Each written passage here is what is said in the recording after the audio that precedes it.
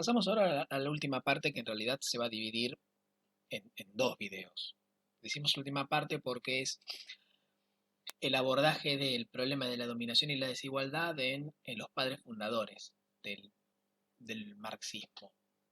Estamos hablando de Marx y Engels. Lo primero que deberíamos mencionar es el problema de eh, hacer la crítica de las fuentes, ¿no? O, que es ver los problemas de mentalidad, bibliografía y evidencia que hay en los estudios de Marx y Engels y que en buena medida eran inevitables.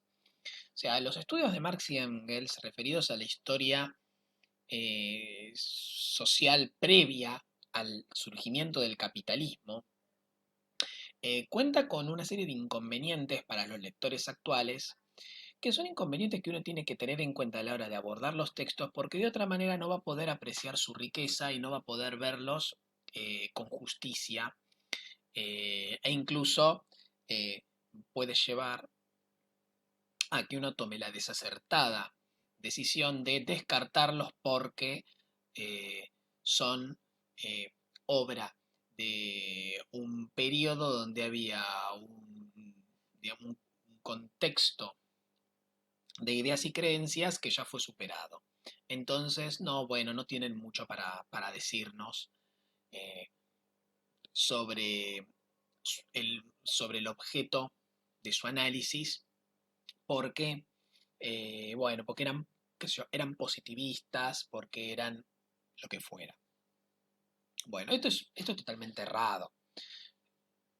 Uno puede tomar, no sé, uno puede tomar el Leviatán de Hobbes y encontrar muchos elementos útiles para pensar la política hasta el día de hoy, independientemente de que el texto de Hobbes a nivel teórico ya fue superado por muchos, por el desarrollo de las ciencias políticas y de la teoría del Estado y las ciencias políticas. Y no por eso vas a dejar de ver en el Leviatán de Hobbes un montón de elementos útiles para todavía pensar la política al día de hoy. Eso es la famosa vigencia de los clásicos. Bueno, lo mismo pasa con, con las obras de Marx y Engels. Más allá de estas dificultades que vamos a mencionar, eh, los aportes que hicieron a la reflexión sobre la formación histórica de las sociedades es ineludible.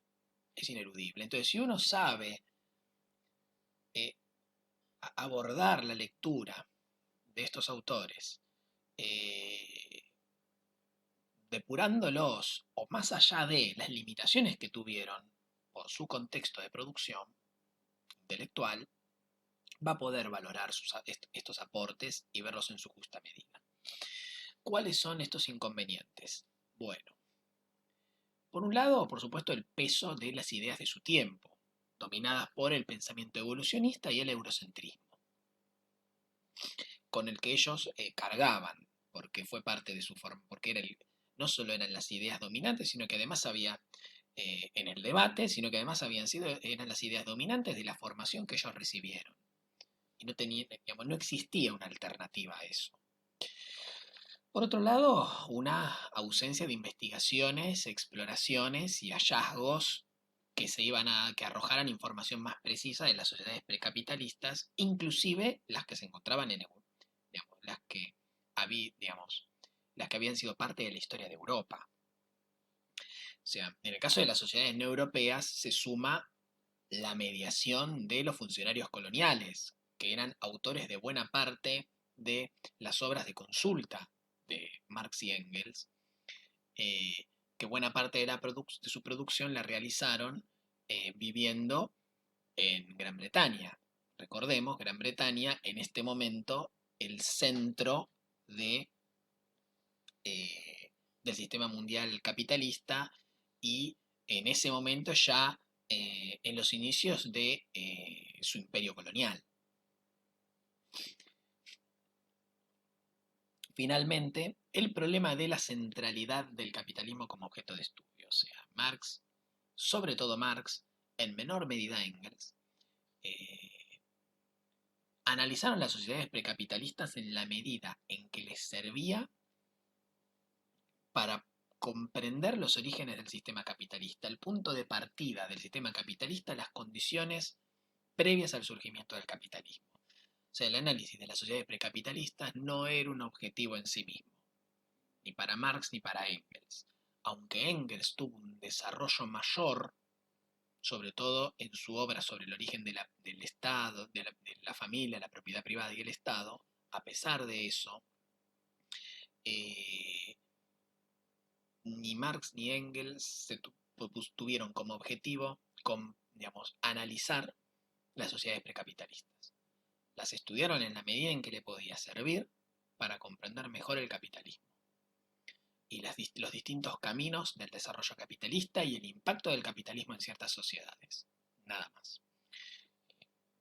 Todo esto, por supuesto, nos permite ver eh, todas las limitaciones, pero también el alcance que a pesar de esas limitaciones tiene eh, sus elaboraciones sobre las sociedades precapitalistas.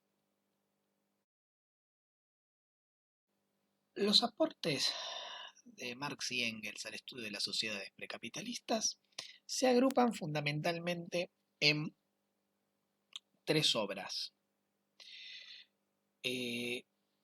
Una es, podríamos decir que es la primera, bueno, yo lo tengo dentro de este volumen conjunto, es la ideología alemana. Particularmente, el capítulo 1 de esta obra, que nunca fue publicada en vida de sus autores, por cuestiones, eh, por cuestiones de las contingencias que tuvo la vida política e intelectual de ellos. Feuerbach, oposición entre las concepciones materialista e idealista.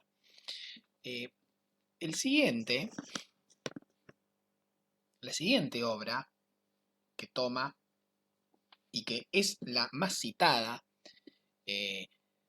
como análisis de las formas que preceden a la producción capitalista y que tiene ese nombre, es uno de los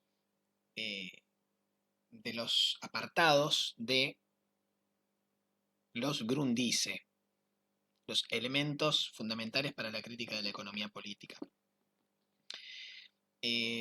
Los Grundrisse son apuntes recopilados por Marx durante muchos años de investigación para lo que terminó siendo la contribución a la crítica de la economía política y posteriormente el capital. Tengamos en cuenta que los Grundrisse adquieren su forma final más o menos en el año 57. Por su parte, la contribución a la crítica es del 59 y el capital es del 67. No todo el material que se encuentra en esto, que en realidad son 3 tomos, yo les estoy mostrando uno, no todo el material recopilado por Marx en estos apuntes terminó volcado a las 2 obras que mencioné anteriormente que fueron publicadas efectivamente por Marx. No, hay mucho que quedó afuera y de ahí la riqueza, pero también la complejidad de este texto, que, por supuesto, como fue producido por su autor solamente para su propia consulta y sin proyectar una publicación, tiene todos los problemas que tiene cualquier manuscrito elaborado para uno mismo, pero no para la publicación y comprensión de los demás. Agarren un cuaderno, o cualquier cuaderno que hayan hecho ustedes, con apuntes de clase, resúmenes de bibliografía, o o reelaboraciones de lo que vieron en clase, la bibliografía y demás, dénselo a cualquier persona y, y después pregúntele qué entendió de eso. Digamos. Uno hace lee, hace sus resúmenes y reescribe con un sistema propio y también con con la flexibilidad, la libertad y el descuido de estar haciendo un material que solo uno va a leer y que por lo tanto uno va a entender, porque uno se entiende a sí mismo, generalmente.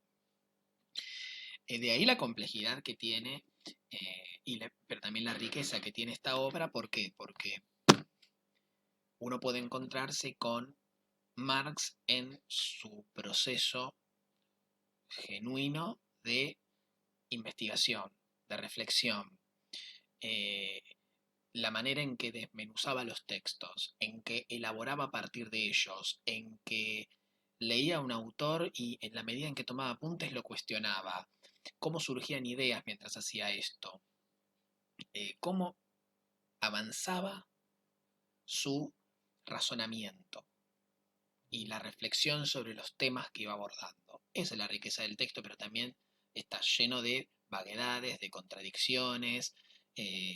No utiliza siempre la misma palabra para referirse a lo mismo. Y eso se refleja en el segmento formas que anteceden a la producción capitalista o que preceden a la formación capitalista, que es en el que también nos vamos a basar. Finalmente, otra referencia de un carácter similar a lo que acabamos de decir es la correspondencia entre Marx y Engels. Acá, ustedes en distintos momentos, sobre todo cuando no solo entre Marx y Engels, sino también de Marx y de Engels con otros intelectuales y militantes, ustedes van a encontrar que aparecen, digamos, conversaciones alrededor de cuestión, digamos, del problema de las sociedades precapitalistas, siempre, ¿no?, en función de lograr una mejor comprensión del capitalismo y también de las posibilidades que eh, el proceso revolucionario puede tener en una formación social que tiene características dadas por la forma particular de desarrollo del capitalismo y las contradicciones a que eso dio lugar. Entonces, bueno, acá van a encontrar varias cartas donde Marx, Engels abordan aspectos, sobre todo las famosas cartas que tienen que ver con el caso de Rusia, ¿no?, y con el porvenir de la comuna rural rusa, ¿no? Y también el modo de producción asiático, el problema del modo de producción asiático, la comuna oriental y demás. Bueno, hacemos un corte y pasamos a las obras.